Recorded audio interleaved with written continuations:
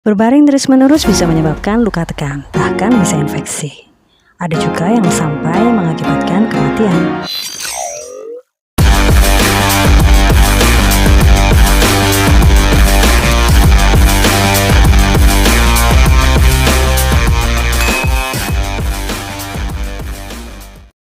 Hai semua, ketemu lagi dengan aku Nesvino di VRD In Official Channel. Kali ini kita akan bahas luka tekan atau yang menurut bahasa medis biasa disebut dengan ulcer decubitus pada anggota keluarga yang tidak baring lama. Sebelum kita bahas lebih lanjut, jangan lupa like, subscribe, dan share ke media sosial kalian ya, biar tidak ketinggalan tips menarik lainnya. Luka tekan seringkali terjadi pada seseorang dengan tirah baring lama tanpa perubahan posisi. Seringkali terjadi pada lansia atau seseorang yang terkena penyakit stroke yang mengalami keterbatasan fisik, seseorang dengan kelemahan fisik atau kelumpuhan, atau bisa juga pada seseorang yang mengalami patah tulang kaki, tulang belakang, atau ekstremitas tubuh bagian lainnya. Bisa juga terjadi pada seseorang dengan penyakit kronis atau masalah medis tertentu lainnya yang sudah tidak berdaya untuk melakukan aktivitas secara mandiri, seperti mandi, duduk, berdiri, maupun aktivitas lainnya. Prosentase luka tekan di negara maju mencapai 11% dan terjadi pada 2 minggu pertama dalam perawatan. Kejadian luka tekan atau decubitus di Indonesia sebanyak 33,3% menurut Suryadi 2007, sedangkan di ASEAN yaitu negara Jepang, Korea, dan Cina berkisar sekitar 2,1% sampai dengan 18%. Dan menurut studi internasional menyebutkan bahwa angka luka tekan atau decubitus sebesar 1,9 sampai 63,6%. Dan pertanyaannya, kenapa bisa sampai terjadi luka tekan tersebut atau yang disebut dengan decubitus? Luka tekan terjadi karena jaringan tubuh kita terus-menerus mendapatkan tekanan di area yang sama dengan benda yang keras seperti kasur yang keras dan kursi dan juga benda lain. Luka tekan bisa terjadi karena suplai oksigen dan darah di permukaan yang tertekan terus-menerus tersebut berkurang dan akhirnya jaringan kulit yang tertekan tersebut mengalami kerusakan, sehingga lama-kelamaan akan muncul luka tekan atau decubitus.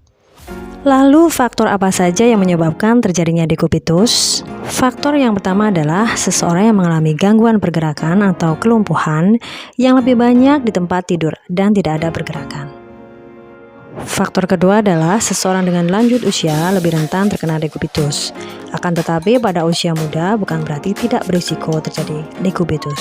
Faktor berikutnya adalah kurangnya asupan nutrisi. Dan faktor yang keempat adalah adanya riwayat kencing manis atau diabetes.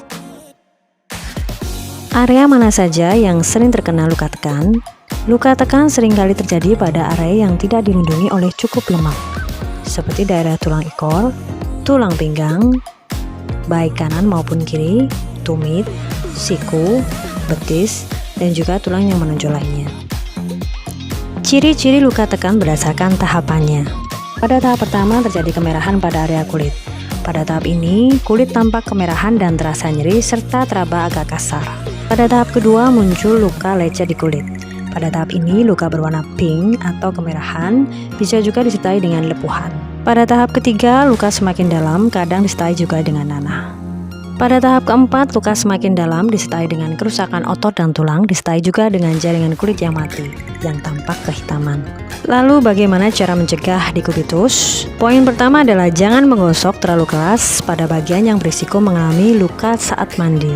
Poin yang kedua adalah gunakan krim pelembab untuk masas atau memijat area kulit yang berisiko terkena luka tekan.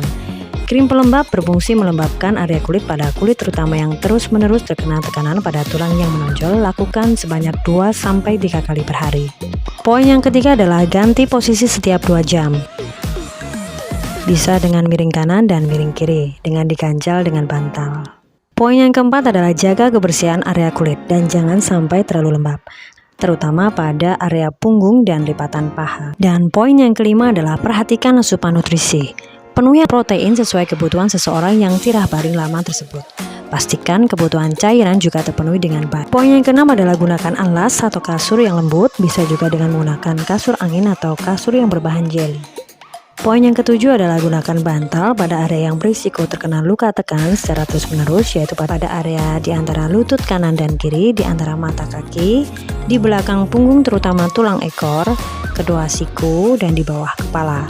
Bisa juga dengan menggunakan bantal donat yang tidak terbuat dari kasa, atau dengan menggunakan penyangga khusus untuk mencegah luka tekan, supaya sirkulasi darah tidak terganggu dan bagian kulit yang tertekan tidak terlalu lembut. Poin yang ke-8 adalah jangan menyeret saat memindahkan seseorang dengan tirai baling lama.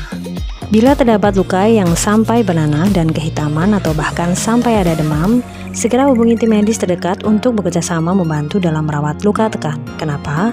Untuk mencegah terjadinya infeksi lebih luas dan mencegah komplikasi dari luka tekan yang sampai dapat menimbulkan kematian. Karena lapisan kulit terbuka merupakan jalan masuk berbagai kuman yang bisa menyebabkan kuman semakin berkembang biak dan infeksi tidak dapat dielakkan. Semoga tips ini bermanfaat.